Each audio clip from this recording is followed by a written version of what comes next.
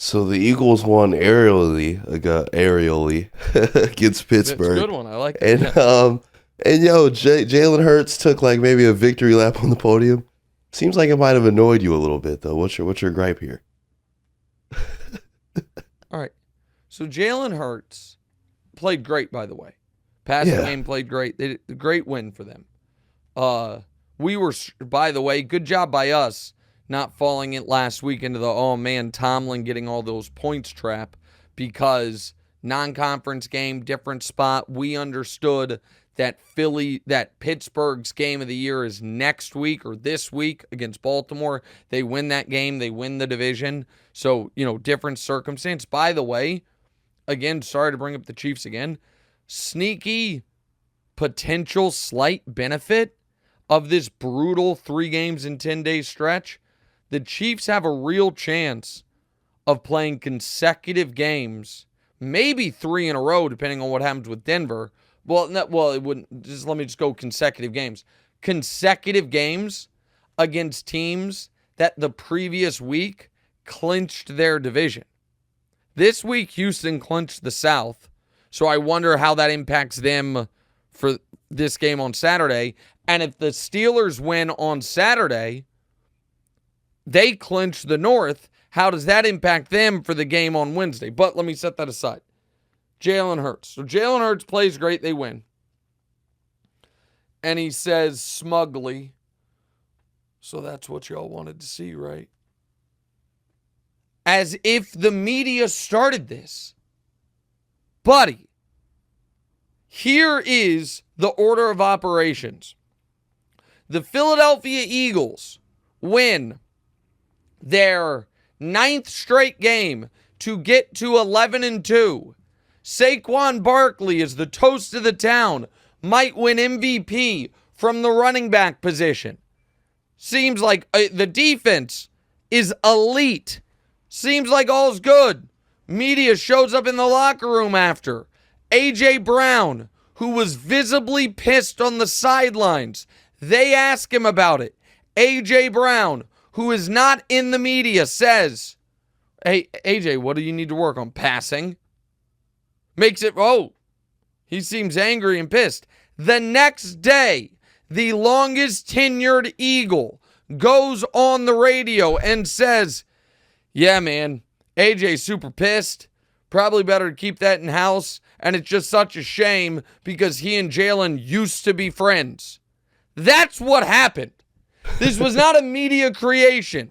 This was your star wide receiver and your defense team leader creation. And so for him to then come out and be like, all right, you guys demanded it, so we gave it to you. Your guys demanded it. And here's the thing. And even in a win, the Eagles can't stay out of their own media way, because even in a win, you got Sirianni and the defensive line coach going belly to belly, yelling at each other. Big Dom is sitting there like, what am I supposed to do? That dude's actually bigger than me. Like, this is not what I'm equipped for. And so I can't, it's just unfathomable, the like, I told you so. Now, here's the thing. Eagles, man. Maybe. Here is the thing. To win the Super Bowl, that is what we need to see. In the Super Bowl, you are going to be playing, if you get there, either the Kansas City Chiefs or the Buffalo Bills, or I'll be nice to Demonte and include the Baltimore Ravens. Appreciate it.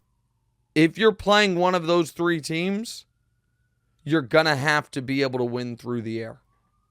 You're not going to be able to ground and pound your way to a win in that game. So yes, that is what people needed to see. But we weren't demanding it. Your teammates were. Also, I will say this. Shout out to Jalen Hurts for reminding America what real jewelry can look like.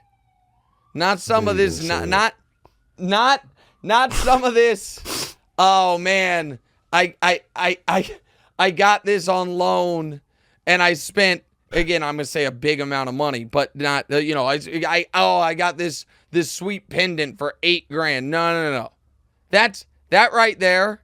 That was at least a 6-figure medallion, and it looked like it, and I respect it. Like there is sometimes you think like, oh man, like how much money do the ball players have? And the answer is the most.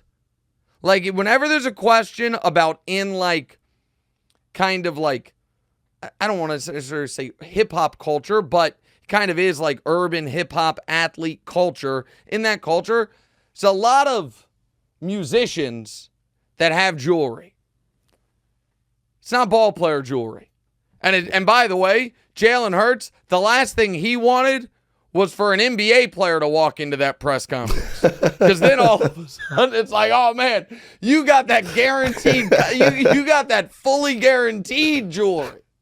And listen, Jalen looked great and played great. And I give him credit. But that's what you wanted to see. The grass is green where you water it. Well then, put a little fertilizer on the passing game then, fella, because that was a concern. Hey, thanks for watching. Hit the subscribe button to get more from the show, and make sure to click the bell to get notified every time new content drops. Check out full episodes of What's Right wherever you get your podcasts, or just click the link in the description below.